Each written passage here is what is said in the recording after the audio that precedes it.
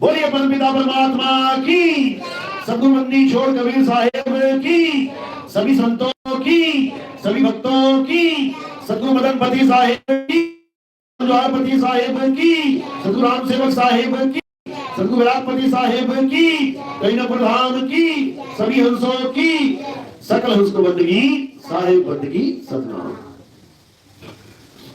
तो नानक साहब समझा रहे हैं, एको सिमरो नानका जो जल थल रहा समाये, और वाही को क्यों सिमरिए जो जन्मे थे मर जाए।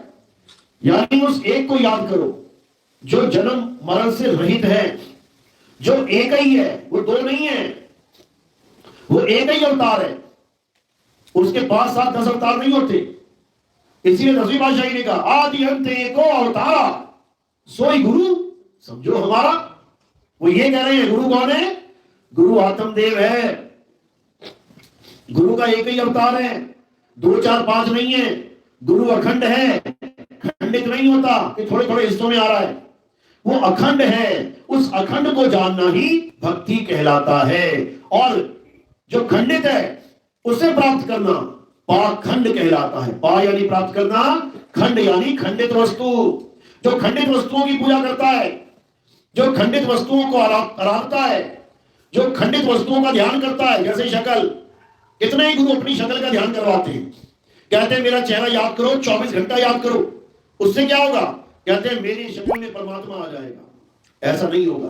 परमात्मा की कोई शक्ल नहीं है, परमात्मा का कोई जिस्म नहीं है, परमात्मा की कोई देह नहीं है। नानक साहब समझा रहे हैं, रूप न रेख न रंग प्रभु 3 गुणों से भिन्न, तिसही बुझाए नानका जित होवे प्रसन्न। कि जिसमें परमात्मा प्रसन्न हो जाता है उसको ऐसे गुरु का ज्ञान मिल जाता है, ऐसे परमात्मा का ज्ञान मिल जाता है जिसका कोई रूप रेख रंग नहीं है। तो किसकी शक्ल में आएगा परमात्मा? कैसा रूप लेके आएगा परमात्मा? नहीं आएगा। परमात्मा रूप रेख रंग में होता ही नहीं है। परमात्मा शब्द स्वरूप है। इसलिए नानक साहब ने कहा शब्द गुरु सुरत धुन चेला। इसमें परमात्मा का स्वरूप भी बता रखा है। क्या है परमात्मा का स्वरूप? धुन। शब्द गुरु सुरत धुन चेला, यानी उस धुन का चेला बन जा। कौन सी धुन? अखंड धुन का चेला बन जा। इसी को अखंड कीर्तन कहते हैं। अखंड कीर्तन का मतलब ये नहीं है कि 4 घंटे का अखंड कीर्तन करवा दिया, 8 घंटे का अखंड कीर्तन करवा दिया, या 2 दिन का 5 दिन का करवा दिया। अखंड कीर्तन होता है कि ये संसार भी नहीं बना था और बन के नाश भी हो गया, तब भी वो खंडित ना हो, उसे अखंड कीर्तन कहते हैं। ये अखंड कीर्तन ही परमात्मा का नाम है। साहिब समझा रहे हैं, अखंड साहिब का नाम और सब खंड है, खंड मेर सुमेर खंड ब्रह्मंड है। ये पूरा ब्रह्मांड ही खंडित हो जाएगा। ब्रह्मांड खंडित हो गया तो ये दुनिया की हैसियत क्या है? पूरे ब्रह्मांड में जैसे पूरी गंगा में से एक कण रेत का निकाल लो, पूरी गंगा में से, पूरे रेगिस्तान में से एक कण रेत का निकाल लो, कहते हैं उतनी बड़ी है पृथ्वी इस ब्रह्मांड में। सोचो, जब ब्रह्मांड ही खंडित है तो पृथ्वी का क्या बनेगा? और पृथ्वी खंडित है तो पृथ्वी के ऊपर ये मंदिर मस्जिद गुरुद्वारे ये क्या चीज है? इनकी क्या हैसियत है कि ये खंड ना हो? उन मंदिरों में छोटी छोटी मूर्तियां, उनकी क्या हैसियत है कि वो खंड ना हो? अरे वो तो अभी खंड हो जाती है, पंडित जी अभी खंडित मूर्ति को उठा के मंदिर से बाहर रख देता है, वो तुम्हारी आंखों के सामने खंडित हो रही है। तो खंडित वस्तु का ध्यान करना, खंडित वस्तु की पूजा करना, खंड हो जाने वाली वस्तु का सिमरन करना, यही अज्ञान है। तो किसको याद करना है, किसको सिमरना है? अखंड को सिमरना है। और अखंड कहां है? अखंड हमारे पास में है। वो तो कहां ढूंढे बंदे, मैं तो तेरे पास में। कहीं जाने की जरूरत नहीं पड़ेगी। घर बैठे हो तो घर में है, खेत में बैठे हो तो खेत में है, जंगल में बैठे हो तो जंगल में है। जहां तुम हो वही परमात्मा है। बस इतना समझ लो। स्पेशल परमात्मा को ढूंढने के लिए, जाने के लिए एक कदम भी नहीं चलना पड़ेगा। परमात्मा की पूजा करने के लिए एक कदम भी नहीं चलना पड़ेगा, कुछ नहीं करना पड़ेगा। बल्कि जो कुछ कर रहे हो उसे छोड़ना पड़ेगा। छोड़ दे, जो कर रहा है उसको छोड़ दे और क्या कर? जो गुरु बता रहा है वो कर। क्योंकि आज तक जो कुछ करते आए हैं ये मनमुखी साधना है, ये सब मन के खेल हैं, ये सब मन की चाल है। दो ही गुरु हैं यहाँ पे जगत में, या तो मन जिसका कहा हर इंसान मानता है, कपड़े भी कौन से पहन रहे हो मनपसंद, खाना कौन सा खाते हो मनपसंद, कहां जा रहे हो घूमने मनपसंद जगह पे, फिल्म कौन सी देखने जा रहे हो मनपसंद, हर चीज मन की पसंद मन की पसंद मन की पसंद। तो मन ही गुरु है। कौन से काम कर रहे हो जो मन कर रहा है, जो मन कह रहा है। एक तो मन गुरु है और दूसरा शब्द गुरु है, जो हमें शब्द गुरु समझा रहा है, हमने वो करना है। साहिब समझा रहे हैं मन के हार है और मन के जीते जीत, कहे कबीर गुरु पाइए मन ही के प्रति। यानी इस मन को गुलाम बनाओ, गुरु का गुलाम बना दो इस मन को, तब समझो कल्याण होगा। और अगर मन के कहे चलते रहे तो मेरे भाई ये मन ऐसी जगह ले जाके डुबाता है कि फिर धरती पे पैर नहीं लगता, ऐसी जगह लगाता है। तो इसलिए अब क्या करना है, इस मन को जान लो। ये मन है क्या, ये सबके अंदर विराजमान है। एक भी ऐसा जीव नहीं है जिसमें मन विराजमान नहीं है। जितने भी लोग दिख रहे हैं तुम्हें, सब में विराजमान है। लेकिन इसका स्वरूप क्या है, इसका स्वरूप ज्योति स्वरूप है। नानक साहब की वाणी है, मन तू ज्योत स्वरूप है अपना मूल पहचान। ये मन तू ज्योत स्वरूप है किसके लिए बोला, ये दोनों आंखों के बीच में यहां पे ज्योत जल रही है। यहां पे एक ऐसी ज्योत जल रही है जो बिना तेल के जल रही है, तेल भी डालने की जरूरत नहीं है, बिन बाती बिन तेल ऐसी ज्योत जल रही है। यही मन का स्वरूप है। इसी ज्योत को देखते देखते ब्रह्मा विष्णु महेश जी अपना पूरा जीवन बिता देते हैं। इसी ज्योत को देखते देखते इस संसार में बड़े बड़े ऋषि मुनि पीर पैगंबर औलिया अपना जीवन बिता देते हैं। इसी ज्योत को देखते देखते बड़े बड़े ब्रह्म ऋषि, ये जितने गुरु साहिबान बैठे हुए हैं आज, जितने भी भारत देश में विदेशों में, ये सब क्या बता रहे हैं, यही बता रहे हैं कि अंधेरे में झांको, अंधेरे में झांको, क्या होगा, अंधेरे में तुम्हें प्रकाश दिखाई दे जाएगा। तो क्या करें, क्या करें उस प्रकाश का। अरे जैसे अंधकार को देख रहा हूं वैसे प्रकाश को देख रहा हूं। ना अंधकार से मेरा कल्याण हो रहा है, ना प्रकाश से मेरा कल्याण होगा। कल्याण किससे होगा, जो दोनों को देख रहा है उसको जान वो कौन है, जो दोनों का दृष्टा है उसको जान कि वो कौन है, जो दोनों का गवाह है उसको जान कि वो कौन है। जब उसको जानेगा तब समझ में आएगा कि जीव क्या होता है। ये जीव दृष्टा है, ये देख रहा है, अभी खुली आंखों से संसार देख रहा है, और फिर जब सो जाएगा तो ये वाली आंखें बंद हो जाएंगी, दूसरा शरीर मिल जाएगा इसको, जिसे सूक्ष्म शरीर कहते हैं। फिर सपने में जाके सपने देखेगा, सोएगा नहीं। जीव कभी नहीं सोता, कभी नहीं खाता, कभी नहीं पीता, कभी नहीं पैदा होता, कभी नहीं मरता। जीव सोई जो जुग जुग जीवे, उत्पत परलय माही, देह धरे भय 84, निर्भय कबहू नाही। बस एक ही रोग लगा इसे। कौन सा रोग लग गया है, भ्रम का रोग। कौन सा भ्रम का रोग, कि मैं पैदा हुआ था और मैं मरूंगा। बस इतना रोग लगा हुआ है। उसके लिए ये जीव कहां कहां नहीं भटक रहा संसार में, इस रोग को खत्म करने के लिए। कोई बाबा कहता है आ जाओ एक नाम जप लो, उसी से तुम्हारी मुक्ति हो जाएगी। राम राम जप ले, श्याम श्याम जप ले, राधे राधे जप ले, अल्लाह अल्लाह, वाहिगुरु वाहिगुरु। ये जीव बेचारा सोचता है बाबा पता नहीं सच ही बोल रहा होगा।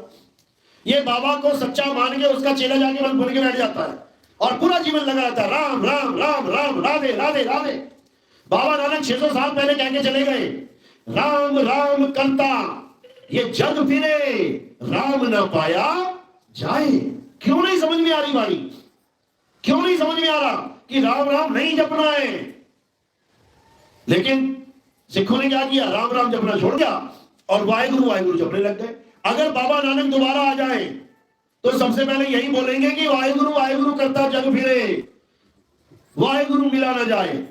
क्योंकि उनका मतलब यह नहीं था कि राम राम छोड़ दो, वाहिगुरु वाहिगुरु जप लो। राम से मतलब था कि अक्षरों का जाप मत कर। ये राम क्या है, दो अक्षरों का मेल है, रा मन। अक्षरों को जपने से क्या होगा, हिंदी के अक्षर, पंजाबी के अक्षर, उर्दू के अक्षर, अंग्रेजी के अक्षर, क्या क्या कर लोगे जप जप के। केवल एक आस लगा के बैठे हो कि भगवान मिलेगा, परमात्मा मिलेगा, और जपते जपते जपते जीवन खत्म हो जाएगा, बर्बाद हो जाओगे। ये कबीर साहब ने भी समझाया कि ये सारे नाम 52 अक्षरी नाम हैं।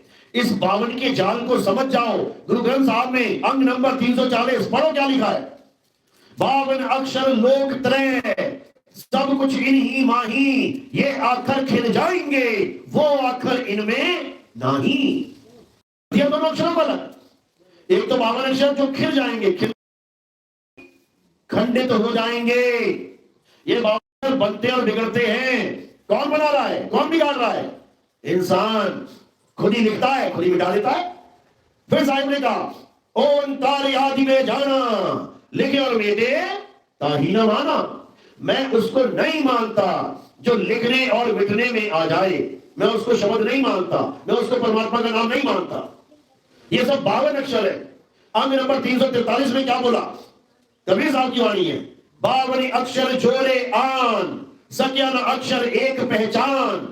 बिल्कुल क्लियर कर दिया कि जितने भी नाम है क्या है ये बच्चों की वर्णमाला होती है, एलकेजी में जाके देख लेना, नर्सरी में, का खा गा घा, ये जितने भी नाम है ये इसी वर्णमाला से, इन्हीं 52 अक्षरों से उठा उठा के जोड़ तोड़ करके बनाए जाते हैं। जितने मर्जी बना लो, फैक्ट्री लगा लो नामों की।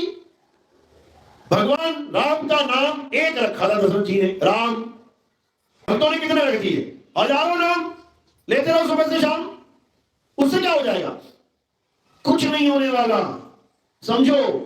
और भगवान राम का भी नाम इसलिए रख पाए दशरथ जी, क्योंकि दशरथ जी के पैदा होने से पहले अक्षरों की खोज हो चुकी थी। ये अक्षर खोजे जा चुके थे। किसने खोजे? किसने बनाए ये अक्षर?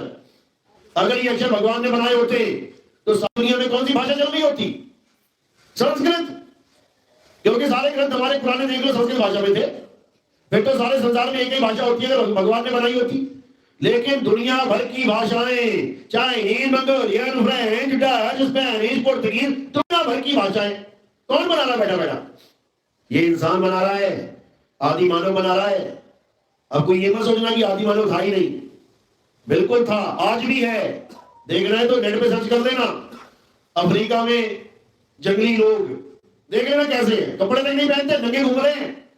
लेडीज और जेंट्स का कोई फर्क नहीं है, दोनों नंगे घूम रहे हैं। ऐसे ही आदि मानव घूमता था हर जगह। ये तो तुमने अब कपड़े पहन लिए, 100 साल पहले का ये जींस टी शर्ट पहनते थे, क्या पहनते थे? फटे हुए कपड़े, सूट के। उससे पहले चले जाओ, पत्ते लगा के घूमते थे। जाओ जरा पीछे, वन मानुष के समय में जब सब जानवर थे, जानवरों की तरह घूमते थे, पत्ते बना बना के पहले जाते थे कबीलों में। तो फिर ये इंसानों ने बनाए हैं ये 52 अक्षर, आदि मानव ने बनाए हैं 52 अक्षर। आग की खोज किसने करी थी? ब्रह्मा जी ने, विष्णु जी ने। आदि मानव ने करी है, पत्थर से पत्थर टकरा के। समझो, वो आदि मानव पत्थर से पत्थर टकरा के आग पैदा कर गया। आज हम माचिस की तिल्ली माचिस से टकरा रहे हैं, प्रोसेस वही चल रहा है, टकराने पे ही आग निकल रही है। तो इसको समझना है। अगर आदि मानव 52 अक्षर नहीं बनाता तो भगवान राम का नाम दशरथ जी राम कैसे रखते? कृष्ण जी का नाम कृष्ण कैसे होता? बताओ, नहीं होता। भले भगवान राम आ जाते, कृष्ण जी आ जाते, अगर अक्षर ना होते तो पूरी लीला करके भी चले जाते, लेकिन नाम नहीं होता। लीला करके तो पहले भी गए थे, पर नाम नहीं दिया किसी ने। जब मछली की लीला करी, पहला अवतार कौन सा है? मत्स्य अवतार। बताओ मछली का नाम क्या था? अभी भी कह रहे मत्स्य अवतार। अरे मत्स्य का मतलब मछली होता है, मछली उनका नाम है।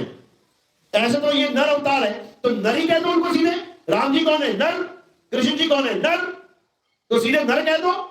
लेकिन नहीं, राम कहेंगे, लक्ष्मण कहेंगे, अलग अलग नाम लेंगे। क्यों? नर क्यों नहीं कह रहे सबको? तो मत्स्य अवतार में कोई नाम नहीं उनका। आगे कुर्म अवतार में कोई नाम नहीं उनका। उसका अवतार का नाम रखा कुर्म अवतार, यानी कछुए का अवतार। अब केवल कछुआ क्यों कह रहे हो? अब कछुए का नाम भी रख दो कोई। उसके बाद वराह अवतार, केवल वराह क्यों कह रहे हो? नाम बताओ उनका। उसके बाद नर सिंह अवतार, आदमी और शेर का मिक्सचर। नाम बताओ उनका। नाम ही रख दिया कि आदमी भी है और शेर भी है, तो आदमी शेर, क्या नाम रख दिया? आदमी शेर। बताओ, जब आदमी शेर रखा कि आधा आदमी आधा शेर, उसके बाद जब वो पूरा आदमी बन के आए तो क्यों नहीं नाम रख दिया आदमी? कह दो नर। लेकिन नहीं, वामन, परशुराम, राम, कृष्ण, बुद्ध, फिर सारे नाम चल पड़े। बस यही ज्ञान है। चलो नाम चलनी पड़े, समझ में आता है, लेकिन उन नामों को जपने की क्या जरूरत है? जपने की क्या जरूरत है कि मैं राम जी भगवान आए तो मैं राम राम राम राम ही करूं, कृष्ण जी आए तो मैं कृष्ण जी कृष्ण जी कृष्ण जी करूं? ये क्या मतलब है? मुझे आलू चाहिए तो मैं आलू आलू जपूंगा, मुझे बैंगन चाहिए, गोभी चाहिए तो मैं बैंगन गोभी जपूंगा। ये तो कोई फार्मूला नहीं है, ये तो नाम रख दिया, आलू का नाम आलू रख दिया, बैगन का नाम बैगन। जपने के लिए थोड़ी रखा, पहचान के लिए रखा कि ये राम है, ये कृष्ण जी है, ये हनुमान है। जपने के लिए थोड़ी रखा था उनका नाम कि दशरथ जी ने राम इसलिए रखी सारी दुनिया राम राम जपे, कृष्ण नाम इसलिए रखा कि कृष्ण कृष्ण जपे। ये तो उनको एक पहचान देने के लिए नाम रखा जाता है। तुम्हारा नाम क्यों रखा जाता है? एक पहचान देने के लिए। जिसके 4 लड़के हो गए उसको चारों का नाम अलग रखना पड़ेगा पहचान देने के लिए। अब ये थोड़ी रख देगा ये लड़का लड़का लड़का लड़का और लड़का इधर आ, तो चारों कहेंगे चारों ही लड़के हैं जी। तो नाम दिया जाता है पहचान के लिए, ना कि जपने के लिए। इसीलिए कबीर साहब समझा रहे हैं, कहते हैं ना मैं जप में, ना मैं तप में, ना एकांत निवास में। कहते वो को कहां ढूंढे रे बंदे, मैं तो तेरे पास में। जो चीज हमारे पास होती है उसे जपने की जरूरत नहीं होती। वो तो ढूंढो कहां है, आगे पीछे कहां है। जो दूर होती है उसको बुलाने की जरूरत होती है, अरे भैया इधर आ जा, अरे श्यामा इधर आ जा। जो पास है उसको आवाज देने की भी जरूरत नहीं पड़ती। तो पास वाली चीज को खोजना है, वो को कहां ढूंढे, ढूंढना है उसको, तुम्हारे पास है बिल्कुल। कबीर साहब समझा रहे हैं इतनी पास है, इतनी पास है जितनी पास तिल में तेल है।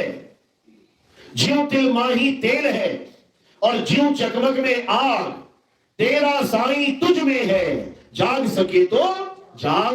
बताओ इसमें जपने की क्या जरूरत है? इसमें तो खोजना है। गुरबाणी में बोला गया बंदे खोज दिल हर रोज। कह रहे असली भक्ति क्या है? अपने दिल को खोज। अब जो आध्यात्मिक नहीं होता, जिसको नहीं पता भेद, वो सोचता है शायद दिल यानी ये धक धक करने वाला, इसमें खोजना है। वो क्या करता है? वो सारा ध्यान इस दिल में लगा देता है। जब दिल में लगाता है तो उसको क्या होता है? उसको दिल की धड़कन सुनाई देने लग जाती है, धक धक धक। वो सोचता है शायद ये है वो शब्द, जिस शब्द की बात गुरबाणी में बोली गई है, शायद ये है वो शब्द। लेकिन अज्ञानी बेचारा ये भूल जाता है कि अगर ये शब्द होता तो क्या ये कभी रुक जाता? ये धड़कन तो रुक जाएगी। ये तो जैसे प्राण पखेरु उड़ेंगे, ये धड़कन खत्म। ये धड़कन किसकी आवाज है? ये पानी को पंप करने की आवाज है, पंप करने की। दिल का काम है पंप करना। तो जब ये पंप करता है तो आवाज आती है धक धक धक धक धक धक। ये परमात्मा की आवाज नहीं है धक धक, ये तत्व की आवाज है।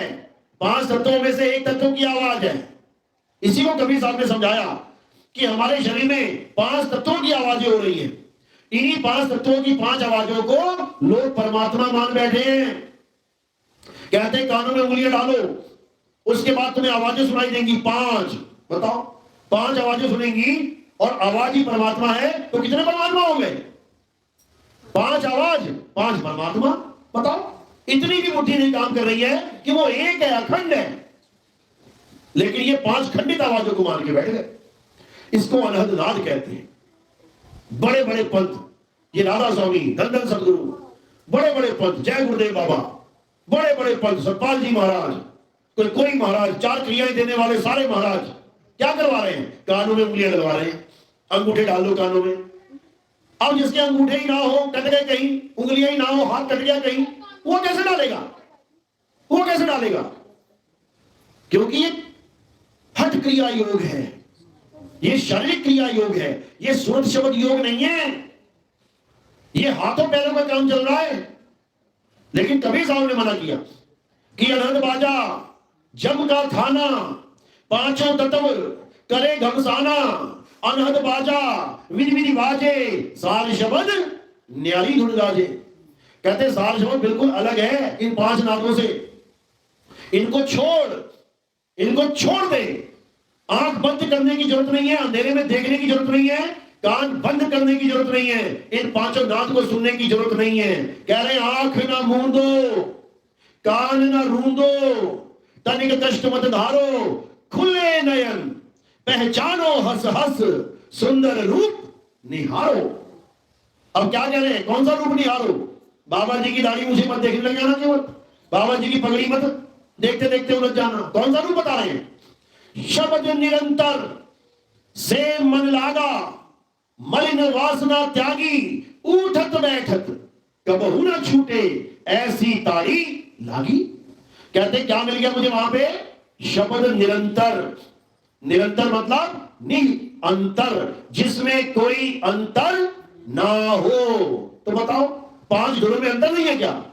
कभी घंटे की आवाज आएगी, कभी बादल की गर्जना आएगी, कभी शंख बजने लग जाएगा, वीणा आ जाएगी, सारंगी आ जाएगी। बताओ, अरे इसकी तो आवाज में अंतर है, अलग अलग आवाजें हैं, लेकिन वो आवाज निरंतर है, अखंड है।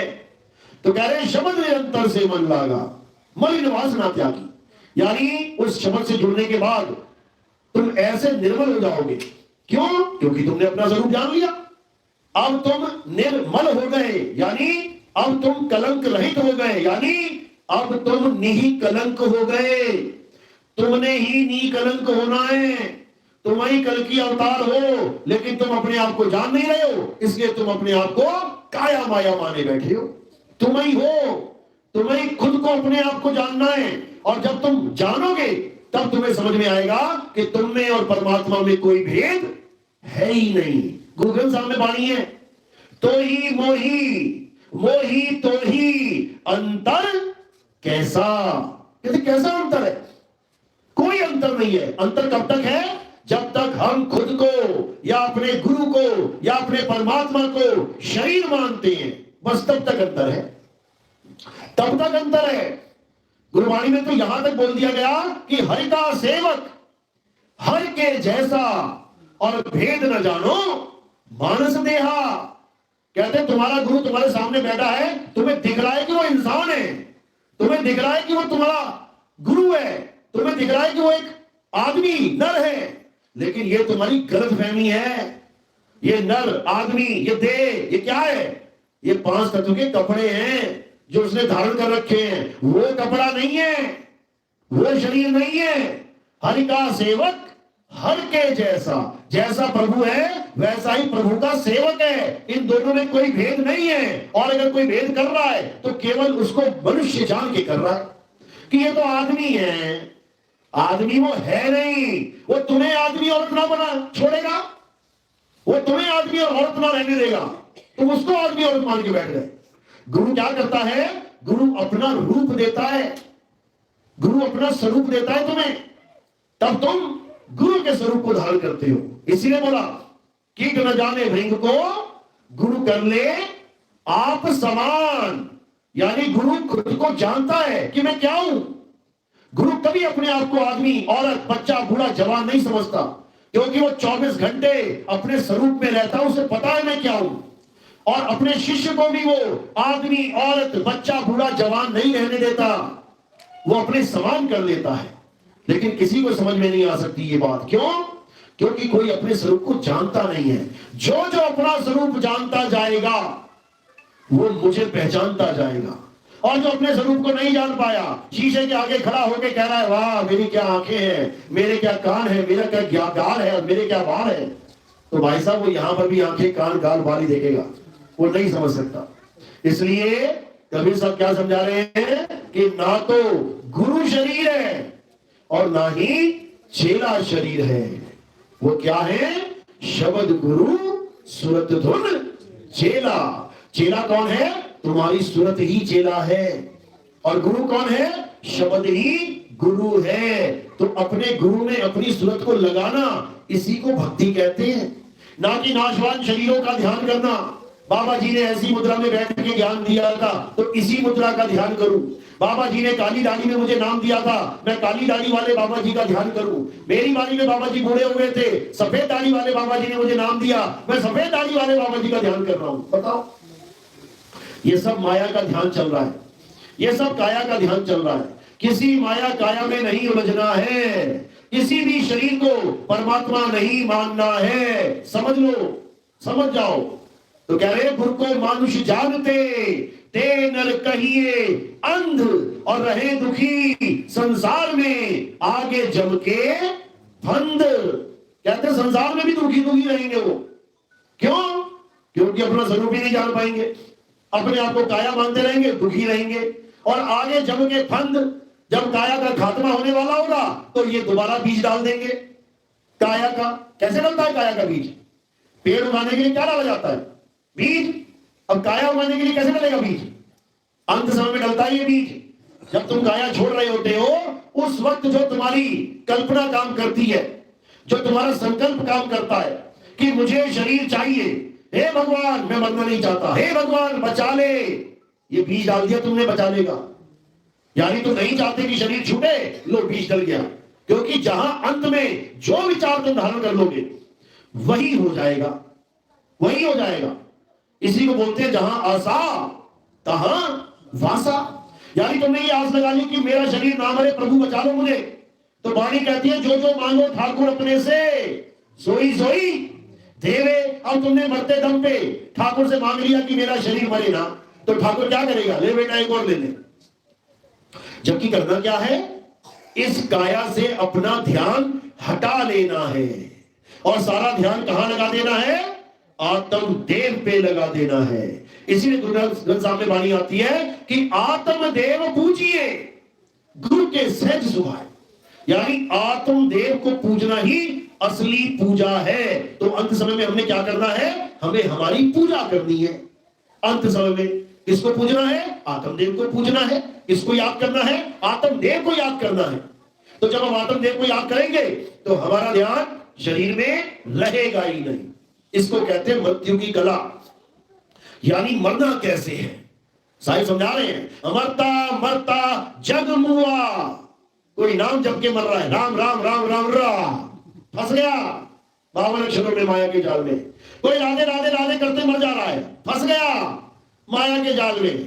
कोई कुरान पढ़ता, कोई नमाज पढ़ता मर जा रहा है, मर गया, फंस गया माया के जाल में। कोई वाहिगुरु करता मर जा रहा है, कोई अल्लाह अल्लाह गॉड गॉड करता मर जा रहा है। हर इंसान 52 अक्षर को जपता मर जाता है। एक भी इंसान आत्मा का ध्यान करता हुआ शरीर नहीं छोड़ता। बस यही दिक्कत है। अगर इंसान को आत्मा का ध्यान करते हुए शरीर छोड़ना आ जाए, वो जीते जी मुक्त है। इसी को जीवित मरना कहते हैं। कभी सब समझा रहे हैं, अरे बिना मरे तेरी मुक्ति ना होवे, तू जीवित मर जा अवधूता। तू जीते जी मरने की कोशिश कर। यानी अपने शरीर से जीते जी अपनी सूरत को निकालने की कोशिश कर। घर मालिक से अरदास कि हे प्रभु मेरी सूरत को निकालो, शब्द में लीन करवाओ, देखो दया करेगा, रास्ता खुल जाएगा। तुम्हें समझ में आ जाएगा कि शरीर छोड़ते कैसे हैं।